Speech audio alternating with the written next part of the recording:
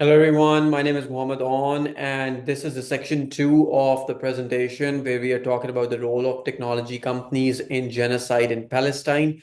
And so we covered at length a couple of topics in the section one, and I wanted to make sure that if you've not seen the section one, you probably want to see it first because that talks about those technologies which actually have set the foundation of the genocide that is happening in Palestine. And then beyond that, the section two, which we're now going to cover, essentially is covering those eight companies that are well known and have established contracts with the Israeli government and defense forces to build those technologies which enable them for genocide and further the control in the region. So if you would have not seen the section one, I would highly recommend actually seeing it first because that will tell you the technologies, the amount of data that they're capturing, and the technology that they now need to build to be able to perform analysis as well as operations based on all of the data that they're capturing from the Gaza as well as the West Bank region.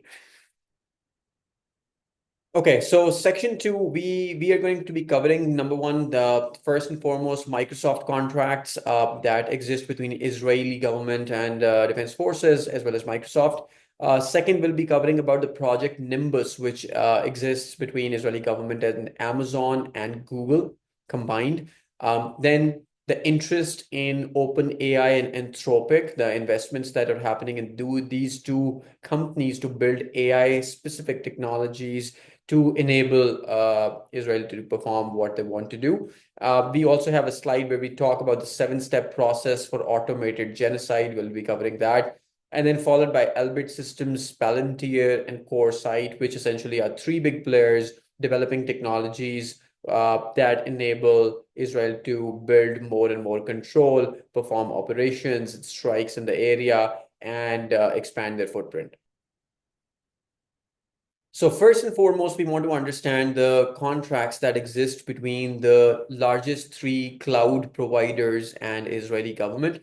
And to understand this one slide will help you understand the engagements that they have going on, what type of technologies that they're building. So number one is Microsoft, with which Israel actually has 140 million plus contracts right now to develop cloud and AI services.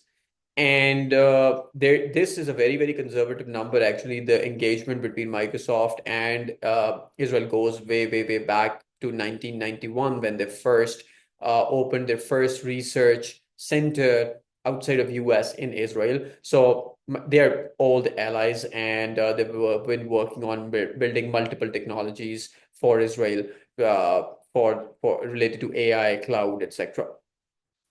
The next two players, essentially Amazon and Google, they have a combined $1.2 billion contract with Israeli government to develop cloud services and AI capabilities. And this is called Project Nimbus. Anybody can actually Google it and they'll get to know about it. Interesting enough, actually, Microsoft was expecting that the Project Nimbus contract would be given to them, but Israeli government opted to go with Amazon and Google and actually awarded them this contract. And interestingly, Amazon actually filed a lawsuit with the Israeli government as well because they were their go-to company and they thought this was not okay. Interesting enough, they withdrew that case and eventually continued working with Israel again to build the same technologies for them. So Microsoft, Amazon, and Google, if you really talk about specifically three big companies that build or provide cloud services, these are the three big providers, and they cover the almost 65% of global market of cloud services are only covered by these three companies, Microsoft, Amazon, and Google. And all three of them have contracts with Israeli government to build those technologies for them. Enough, as we know, we've seen from section one that there's tremendous amounts of data, video data, audio data that is being captured on a daily basis from this region. So all of this data is being fed into cloud servers of Microsoft, Amazon, and Google. But what to do with that data? The capabilities that they need actually to perform further analysis and take actions on top of that data really require much more development of facial recognition technologies, voice analysis technologies, real-time translation services, especially between Arabic, Hebrew, and English, predictive modeling, to understand who might be a future target, and then real-time decision making for Hepsora and Lavenda, which essentially are two platforms which provide targets to Air Force, Israeli Air Force, and the drones where they have to perform strikes. So, in order for all of this data to be actually becoming actionable, to perform actions on top of that, they severely need advanced AI technologies and cloud computing technologies. So that's why the cloud computing part is covered by Microsoft, Amazon, and Google. But the AI is actually further being developed by these two companies, OpenAI and Anthropic. And OpenAI essentially is the company that has built ChatGPT technology as well. And OpenAI recently received an investment of $13 billion from Microsoft to provide or build further advanced AI capabilities on top of cloud data. And that's what OpenAI is doing. Anthropic, on the other hand side, is a competitor of OpenAI and has actually received a similar investment from Amazon and Google. So $8 billion of investment was promised by Amazon in Anthropic, and $3 billion investment by Google to build very similar technologies, AI on top of cloud data, to be able to perform all of those functions that Israel wants to do, the facial recognition, voice analysis, and all of that. So really speaking, largely speaking, as we know, whenever there's tremendous amounts of data, and that data is sensitive, we need to secure that data, and obviously that cannot reside on premises. So Israel is building separately those networks whereby the data needs to reside in the cloud, but those private clouds need to be deployed within Israel, and we'll be talking about it in the next slide about it as well. And then on top of that, cloud data, Israel is also looking for AI and machine learning capabilities, facial recognition capabilities, which are being enabled by OpenAI and Anthropic. And all of these investments you can verify through the links that are provided in the presentation. So you can see there's actual contracts between these companies happening to build these technologies. Quickly looking at Microsoft and its role with the Israeli government, 1991, Microsoft opened its first research center outside of US and Israel. So way long before internet and all of these technologies became mainstream, Microsoft actually opened its first research center in Israel. And then they signed in 2002 the largest software services deal with Israel. At the time, it was $35 million worth of a deal that they signed these two entities.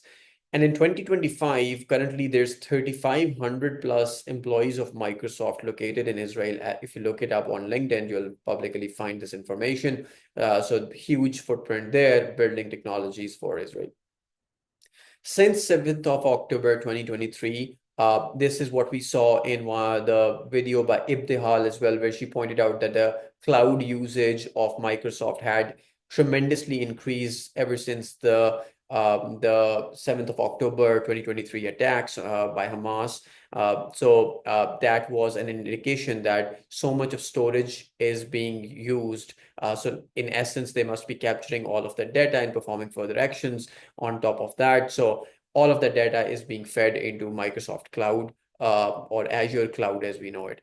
Engineering support and cloud computing contracts exist as well as for AI service of 10 million between Microsoft as we speak. And then there's $30 million of more contracts under consideration as of news of 2024 between Microsoft and Israeli government.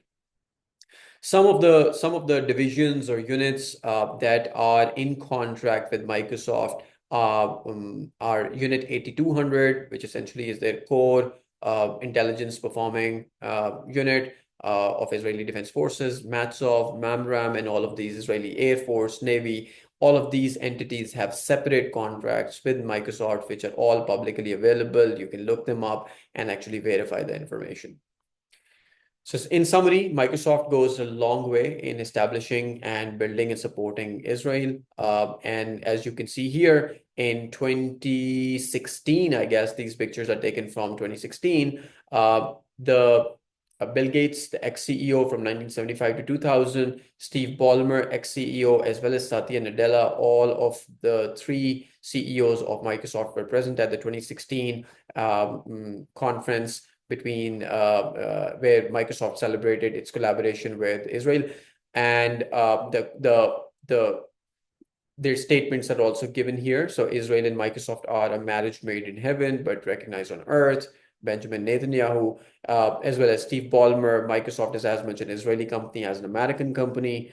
Bill Gates, Israel's development in security were improving the world, and Satya Nadella, so on and so forth. So as you can see, long-time partners building technologies together to empower Israel, which is using these technologies in the genocide in Gaza.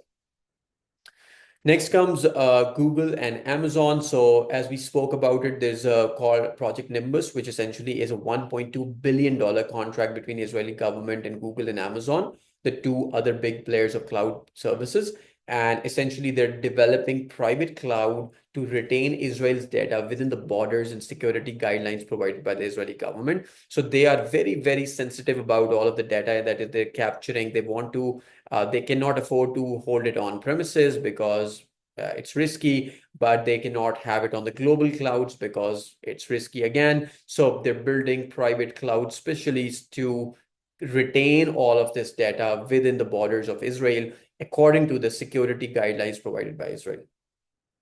There's 4 phases to this project, which essentially are acquisition and construction of cloud infrastructure. So all of the data they're capturing, they want to retain it in private clouds within Israel, and then capturing that, and then formulating a government policy for migrating to the cloud. How do we securely move all of this data that they're capturing to their private clouds, and then integrating and migrating all of that data to the new cloud, and then optimizing the cloud activity, so on and so forth. So this is a huge initiative, which is a $1.2 billion worth between Israeli government and Google and Amazon to build these technologies to enable them to perform or further their causes. Interesting enough, Amazon actually took a stand against Russia amid Ukraine invasion and said Amazon halts sales in Russia amid Ukraine invasion, but when it comes to Israel, Amazon just doesn't do it. So apparently there's much more at stake here and much more profitability and much more money to make here. And hence Google and Amazon are complicit in this specific initiative to further the genocide in Gaza and enabling Israel to use these technologies for these purposes. Next comes the Elbit Systems, which is a very well-known company for people that understand how the automated war machinery works.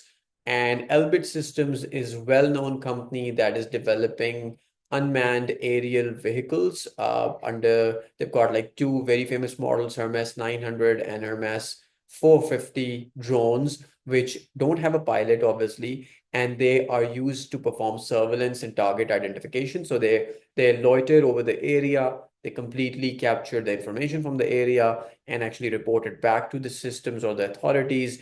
And then based on that, they're also capable of performing precision strikes. So they're able to carry different payloads and actually perform the target strikes on the people that they are on the target list or the civilian infrastructure. Elbit Systems is also well known to be selling this technology to Europe recently and India as well. And then they have got like $335 million plus contracts already in place. All of this information is publicly available. They're also building kamikaze drones, which essentially have the capability of they loiter over the area, identify a target, and then dive to destroy that target, and in the process destroy itself as well. So the Sky Striker kamikaze drones, all of these technologies are being built by Elbit Systems and provided to Israel. And then they're also selling this to other countries as we speak as well. One sim on Microsoft Azure, which is the cloud of Microsoft. So the simulation platform for training of land, air, and marine forces. There's simulation environments which allow the Israeli forces to train on actual war scenarios.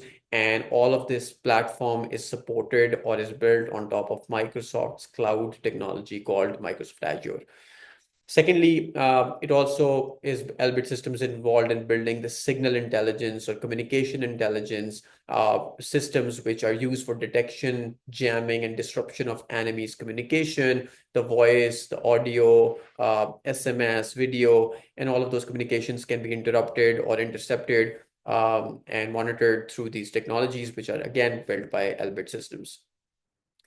Then comes the cybersecurity private cloud for with Microsoft. So Microsoft is providing enhanced cybersecurity solutions for Elbit using the private cloud. And then they're also Elbit subsidiary, MEEP, which is a subsidiary of Elbit, is using Microsoft Azure technology to build private 5G core tools, which allow again collaboration for the Israeli Defense Forces using the telecom networks.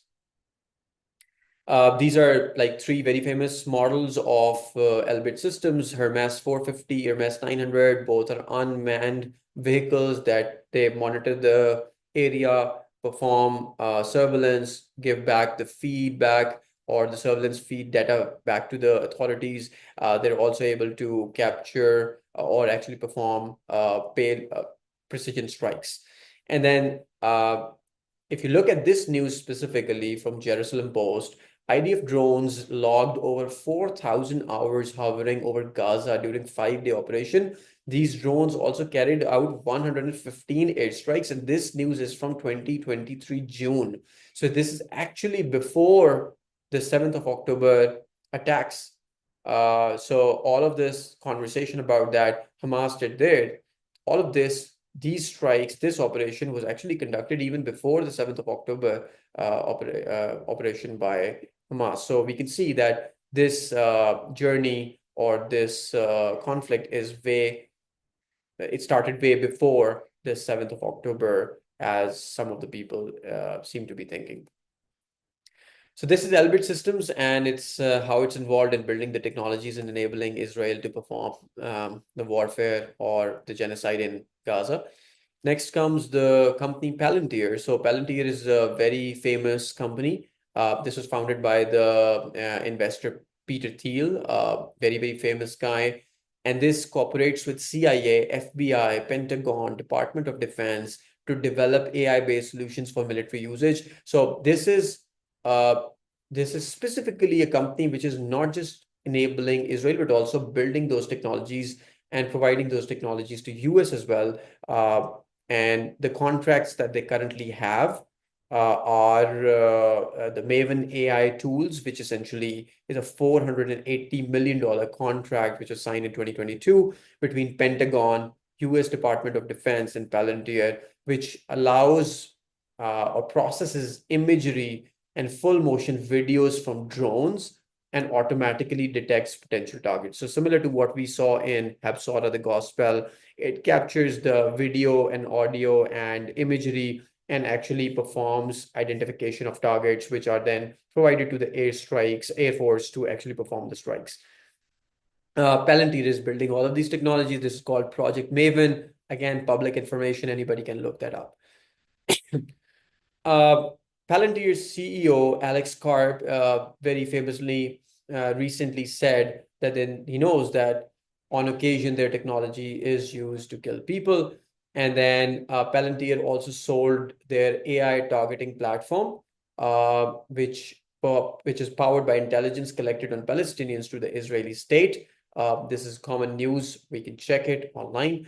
Titan platform, which essentially is another contract, $178 million, was awarded in March 2024 to develop AI enabled capabilities for the Israeli forces. US Army Vantage is another contract with Palantir, which is a contract for $618 million awarded in December 2024 to Palantir by US Army. And very recently, if you're following the news, as you know, in Riyadh, there's a big conference that happened where MBS invested huge amounts in building or actually procuring military and technology for the military. Palantir CEO was present in that conference as well. So there's a very high likelihood that Palantir will be actually providing these technologies to the Kingdom of Saudi Arabia and these countries as well. This is a statement from Alex Karp. He says that we know that our staff will keep quitting over his pro-Israel views. I'm not promising to tell you something you want to hear. This is a fact that we invest in building those technologies which are employed sometimes in such genocide related instances as well. So this is Palantir.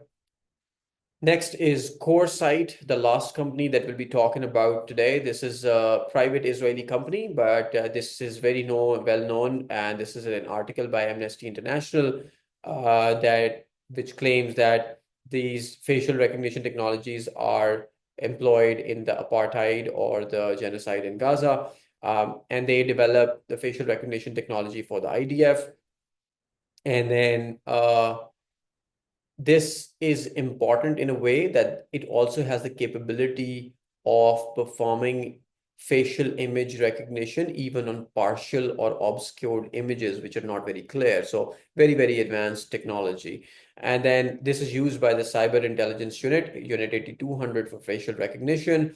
Again, Unit 8200 is the core unit which is very, very famously known for gathering information and intel and playing a very pivotal role in the genocide. It is unclear if these technologies, the facial recognition technology developed by CoreSite, works in parallel to the wolf pack applications that we discussed, or are actually used within them. But either way, they are supplementing the capabilities for Israel, and they combine with Google Photos. CoreSite actually collects and catalogs the faces of Palestinians without their knowledge and consent, and then performs facial recognition, builds technology for the IDF, enables them for further genocide-related initiatives. So this is pretty much what we wanted to cover today. Hope this is helpful. Any questions, feel free to reach out. And I think the whole objective behind this presentation was to understand the role of technology that is powering the genocide in Gaza. I think there's a dire need for companies and the general population to understand that if these technologies are not regulated, they can be really misused, which we're seeing in the case of Gaza. Have a great day. Bye-bye.